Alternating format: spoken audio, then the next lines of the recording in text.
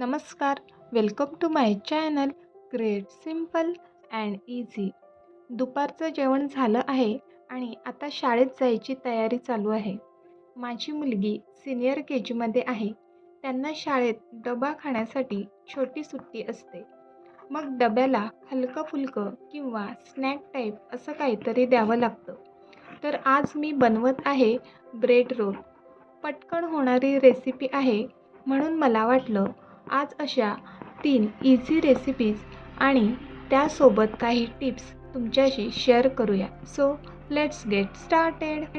सर्वात प्रथम गाजर आणि काकडी पिलरच्या सहाय्याने पातळ आणि लांब स्लाइस करून घेतल्या. त्यानंतर हेल्दी ऑप्शन म्हणून मी ब्राऊन ब्रेड घेतला आहे. मोस्ट ऑफ द टाईम ब्रेडचा सर्वच पॅकेट संपत नाही, मग तो बंद करण्यासाठी रबर किंवा क्लिप यूज करतो. पण या वस्तू हाताशी नसतील किंवा घाई असेल तर सिंपल पॅकेटचा वरील भाग ट्विस्ट आणि टर्न करा आणि त्याला असं फुलवून खालील बाजूला रॅप करा अँड इट्स डन. किती सोपं आहे ना? नक्की ट्राय करा. प्रिपरेशन झालेलं आहे आणि आता वळूया रेसिपीकडे. फर्स्ट ब्रेडच्या कडा कापून घ्यायच्या आहेत आणि या ब्रेडच्या कडा टाकून न देता त्याचा रियूज कसा करणार आहे त्यासाठी व्हिडिओ संपूर्ण पहा. आणि व्हिडिओ आवडत असतील तर आपल्या चॅनलला शेअर आणि सबस्क्राईब करा. आता ब्रेड लाटण्याने लाटून प्रेस करायचं आहे, त्यामुळे ब्रेड फ्लॅट होऊन त्याचा रोल व्यवस्थित होईल. या रोलसाठी चीज स्लाइससुद्धा लागणार आहे. चीज वेळेवर काढून घेते, कारण आधीच काढून ठेवला तर तो लगेच मऊ पडतो. चीज स्लाइस फ्रीजरमध्ये ठेवू नये. जास्त कूलिंगमुळे स्लाइस ओपन करताना त्याचे तुकडे होतात. म्हणून चीज स्लाइस फ्रीजरच्या खालच्या सेक्शनमध्ये, म्हणजे जिथे आपण मिल्क प्रोडक्ट ठेवतो तिथे ठेवा, म्हणजे त्याचा शेप व्यवस्थित राहील. इथे चीज स्लाइसच्या सुद्धा लांब पट्ट्या कापून घेतल्या आहेत. आता मी ब्रेडला ग्रीन चटणी लावत आहे. चटणी लावणे हे अगदी ऑप्शनल आहे, नसेल तरी चालेल. सकाळी ब्रेकफास्टसाठी बनवली होती म्हणून मी यूज करत आहे.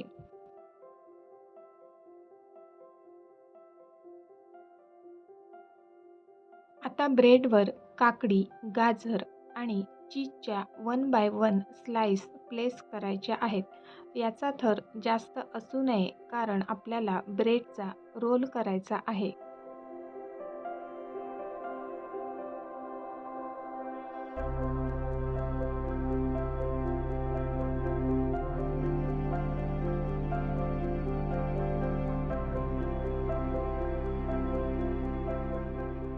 अगदी हलक्या हाताने प्रेस करत ब्रेडचा रोल करून घ्यायचा आहे आणि त्यानंतर तव्यावर थोडेसे ब्राऊन कलर येईपर्यंत गरम करायचं आहे, जेणेकरून त्यामधील चीजसुद्धा मेल्ट होईल आणि रोल ओपन होणार नाही.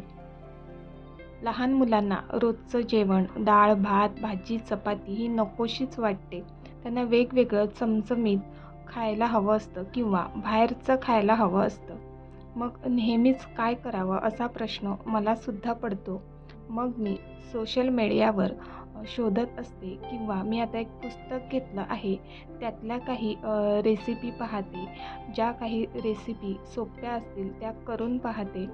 यापुढेही मी तुमच्याशी सोप्या रेसिपी नक्कीच शेअर करेन. तर बोलता बोलता इथे ब्रेड रोल तयार झालेला आहे. अगदी हलक्या हाताने सुरीने त्याचे 2 किंवा 3 भाग करून घ्यायचे आहेत.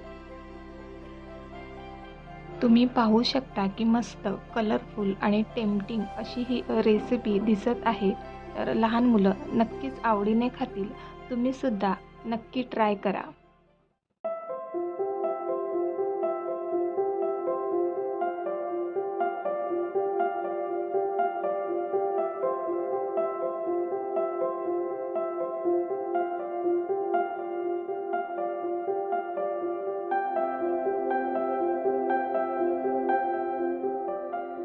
मगाशी म्हटल्याप्रमाणे ब्रेडच्या कडा टाकून न देता तवा गरम करून 2 मिनिटे असंच परतून घेतलं आणि थंड झाल्यावर असे कुरकुरीत होतात.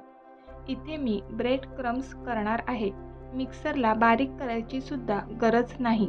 हातानेच क्रश होतात किंवा खलबत्त्याच्या दांड्याने प्रेस करून सुद्धा क्रश करू शकतो.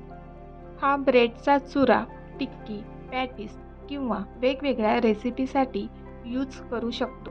इथे मी करत आहे कोळंबी फ्राय, तर त्यासाठी कोळंबीमध्ये सगळे मसाले आणि आलं लसूण पेस्ट घालून मॅरिनेट केलं आहे.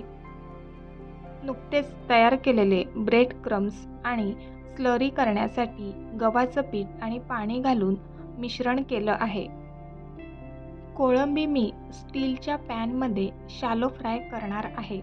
तर हा पॅन नॉनस्टिक पॅनसारखा यूज करण्यासाठी मी एक ट्रिक शेअर करणार आहे.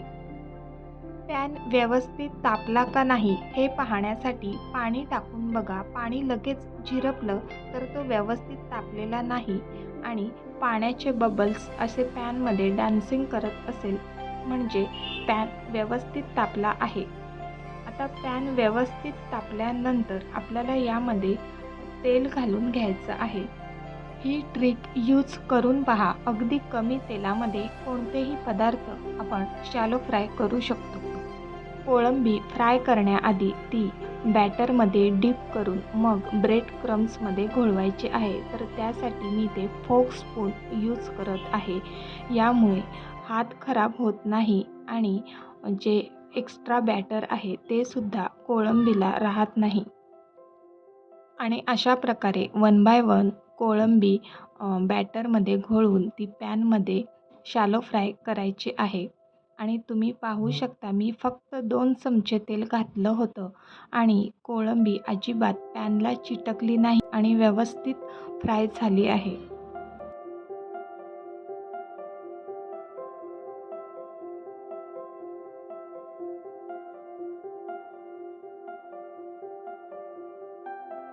वरून अगदी कुरकुरीत आणि आतून सॉफ्ट, तसेच कमी तेलात ही रेसिपी मी केली आहे. तुम्ही सुद्धा नक्की ट्राय करा.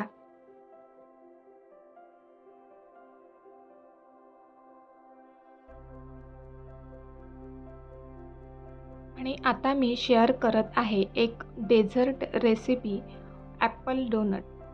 पटकन होणारी रेसिपी आहे. तर सर्वात प्रथम ॲपलचं वरचं साल काढून घ्यायचं आहे आणि सुरीने त्याच्या गोलाकार चकत्या करायच्या आहेत.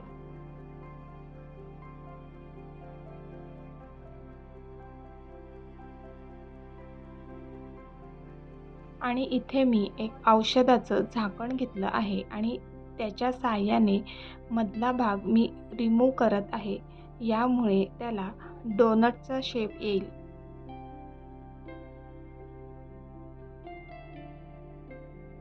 नेक्स्ट स्टेप, यावर मी न्यूटेला स्प्रेड करणार आहे. तुमच्याकडे नसेल तर यावर जॅम, हर्षीज सिरप किंवा पीनट बटर असंही तुम्ही स्प्रेड करू शकता.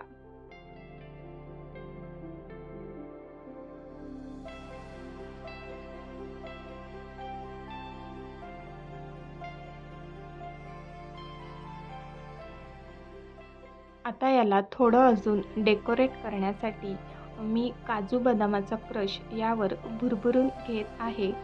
त्यासोबतच यावर आपण वेगवेगळ्या प्रकारच्या सीडसुद्धा यूज करू शकतो, जसं की पंपकिन सीड, सनफ्लॉवर सीड असं टाकून डेकोरेट करू शकतो. दिसायलाही छान दिसतं आणि न खाणारे पौष्टिक पदार्थसुद्धा मुलांच्या पोटात जातात. And it's done. किती कमी वेळात ही रेसिपी तयार झाली, हो ना?